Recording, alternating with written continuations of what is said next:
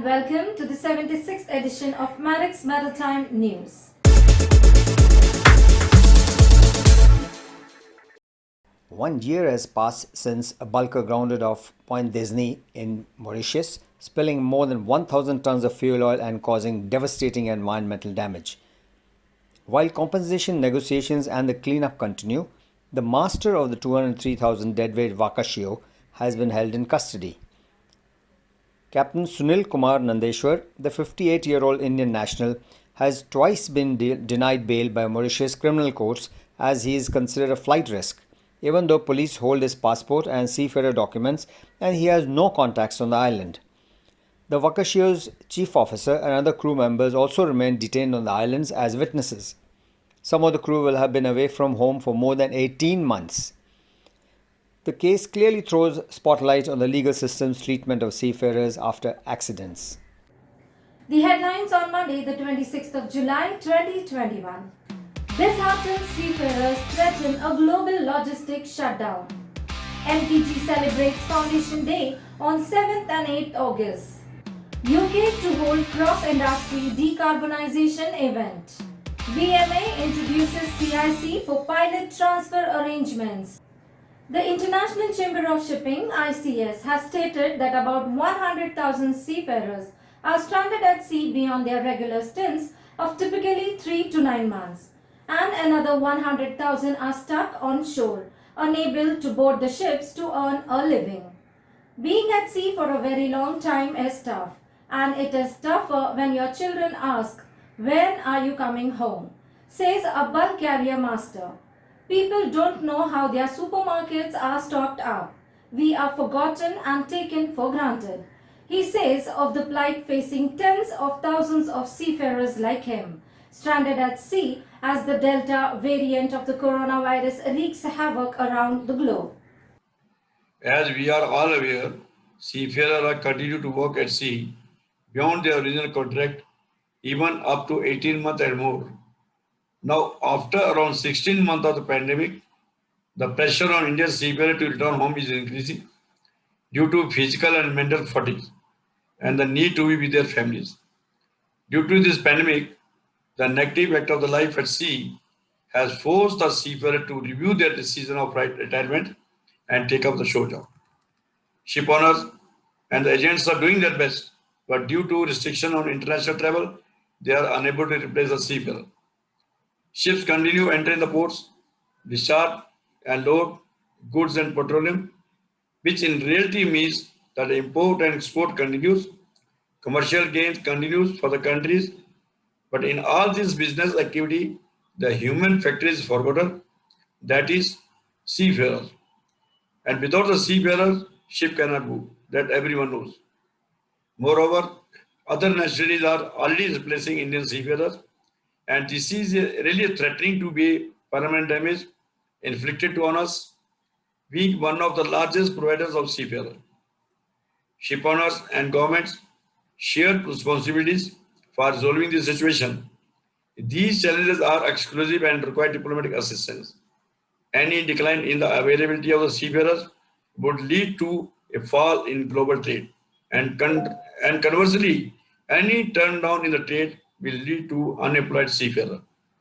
However, it is now the time that our Indian government should act and take serious steps to ensure that crew change facilities are provided at certain ports, which can be operated as hubs for the crew changes in Asia, like Singapore, Dubai, Sri Lanka, and must ensure that their restrictions on the international travel don't impact on the movement of seafarers, which is now the harbours of the need for retention of our seafarers. It must be realized that chances of COVID infections are greater on shore than at sea. No stakeholder would want the COVID infection to affect our seafarers serving at sea or having just got off sign off on the ship.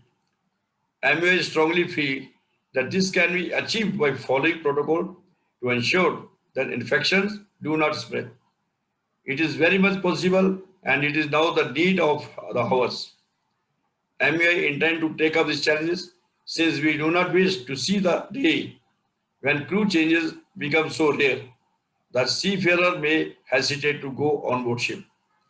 Let us hope and pray that the greatest danger to our industry is resolved to ensure that our seafarers continue to earn their livelihood and earn foreign exchange for our country.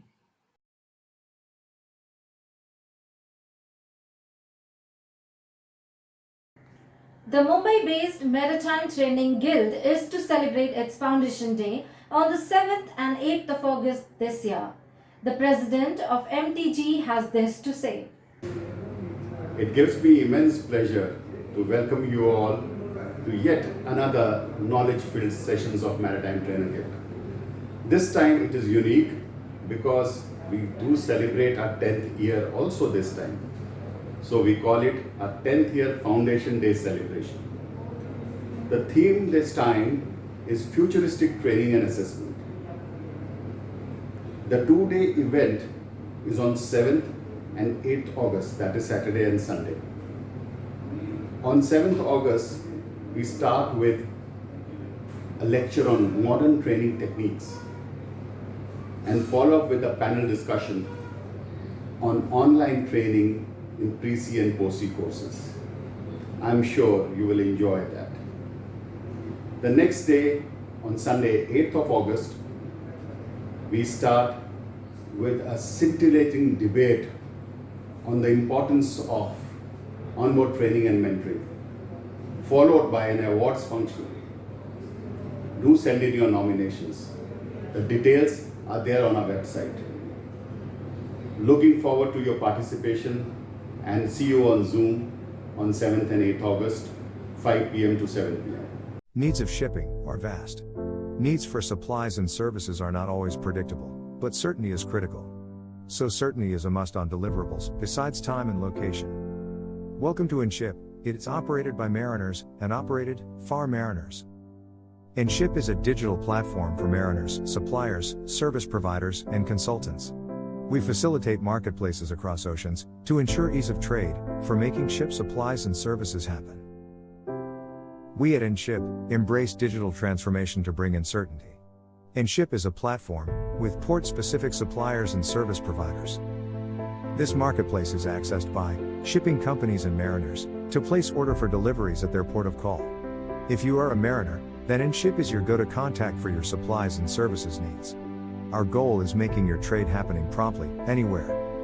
For suppliers, we create sea of opportunities.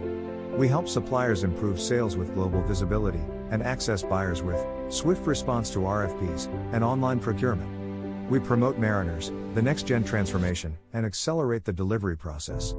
We provide digital platform, a marketplace of all shipping needs, streamline suppliers, enhance access to service providers and bring in ease of trade.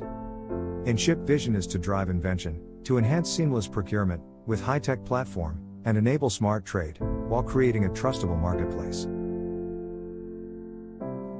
InShip gives access to vendors and service providers, a platform to onboard a broad range of shipping needs. Mariners can come with confidence to access the listed offerings.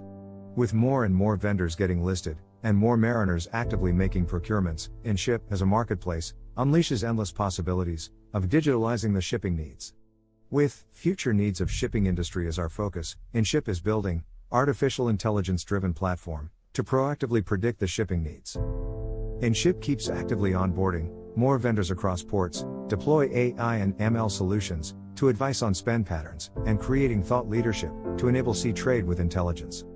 We bridge the needs of mariners with qualified vendors and consultants in making our vision a reality, in being a smarter procurement enabler. With InShip, we look forward to work together in creating digital platform and partner in mutual growth with next-gen intelligence. Please get in touch with us. A sea of opportunity awaits mutually. Log on now to inship.com.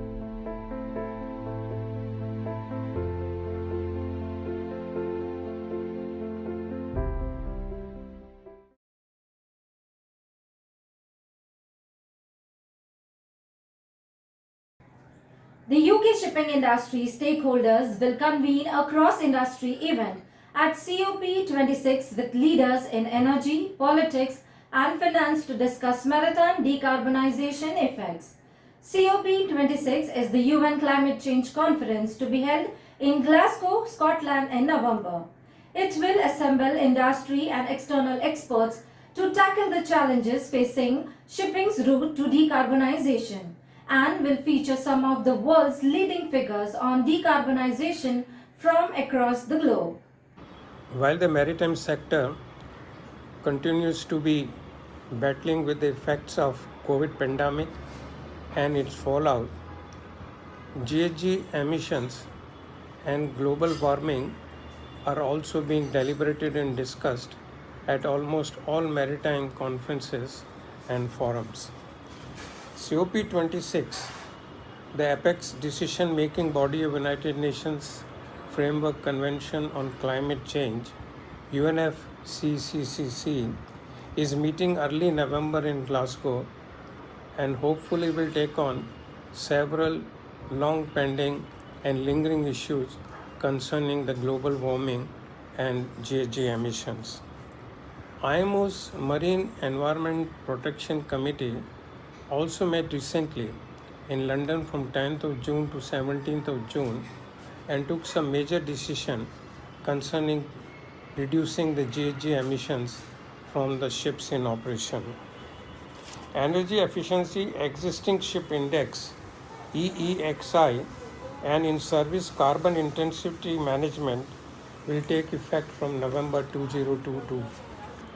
Committee also adopted technical and operational measures EEXI, CII and SIMP to reduce carbon intensity of international shipping and also issued supporting guidelines. Stakeholders of the shipping industry are convening a cross-industry event with representatives of energy, politics and finances to discuss the maritime efforts for decarbonization at Glasgow. Most of the developing nations, small island developing states, SIDs, and least developed countries, LDCs, are harping on commitments made for Paris Agreement to support them financially and help them with transfer of new technologies. They are also requesting the developed nations to abide by the common but differentiated responsibilities, that is CBDR. Other burning issues proposed by good number of section of the maritime fraternity is to impose some type of fuel levy and generate a fund for research towards practical, economical and environmentally friendly measures. While this is widely supported, an idea is good to have a research, but as far as funding is concerned, developing nations had reservations and they are proposing that the offer and commitment made as per the Paris Agreement should be applied. Let us wait and see how does the conference at Glasgow in early November goes and what is the outcome. Over 200 countries are signatory to the 2015 Paris Climate Change Agreement Convention. These countries meet annually at the Conference of Parties or the COP. The 26th edition of the COP will be held in Glasgow in November 2021. Of course, the virus permitting. The COP26 will be held in the backdrop of the virus, the global recession, and the acute climate change across the globe. The maritime industry will be subject to discussion and will be under scrutiny. An unprecedented gathering of cross-industry leaders from shipping, energy, finance, and politics will discuss the progress made by shipping in its decarbonization efforts. There is a belief that the industry has not done enough. If governments and COP26 echo similar sentiments, It could mean a change in the way emissions are monitored and measured. It could also end IMO's monopoly over shipping. But the problem is far more complex. The very same governments that regulate shipping through the IMO might be the ones that criticize it as well. But there is some good news. Several cross-sector initiatives means that the first zero-emission vessels may sail as early as 2030. There is also evidence that several shipping companies may pledge zero-emission vessels before COP26.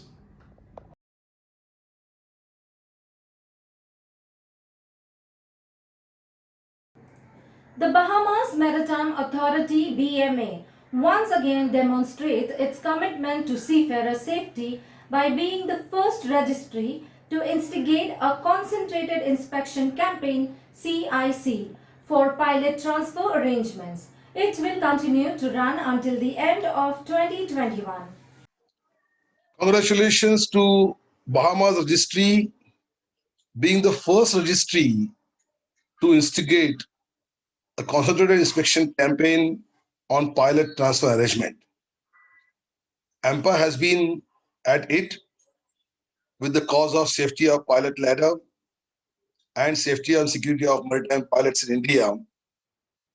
And we've been lobbying, so to say, with administrations, with flag states, and also with the wedding companies to have a concentrated inspection campaign focused only on pilot transfer arrangements. We wrote a lot of letters last November in 2020 to a lot of flag administrations and MOUs and the flag of conveniences, as well as to the wedding inspections companies. Because the last CIC on the pilot ladder and pilot transfer was in 2006. We got a lot of favorable replies from everyone, including the Indian administration, which promised to start a focus inspection campaign onto the vessels calling India. Because still, we have about 60% vessels calling in India are non-compliant with the pilot ladder rigging. Therefore, I would like to congratulate Bahamas Flag Registry being the first one to care for the seafarer safety, pilot safety, and look at these procedures under the lenses of CIC. So the safety of the maritime pilots and all those who use the pilot ladder for boarding the vessel is upheld. AMPA thanks Bahamas administration. We have already issued a letter to that effect from AMPA headquarters. Thank you very much. And we look forward to other flags following the suit of creating this kind of awareness and inspecting the pilot ladder rigging competence, and entire pilot transfer procedures under the flag state lenses.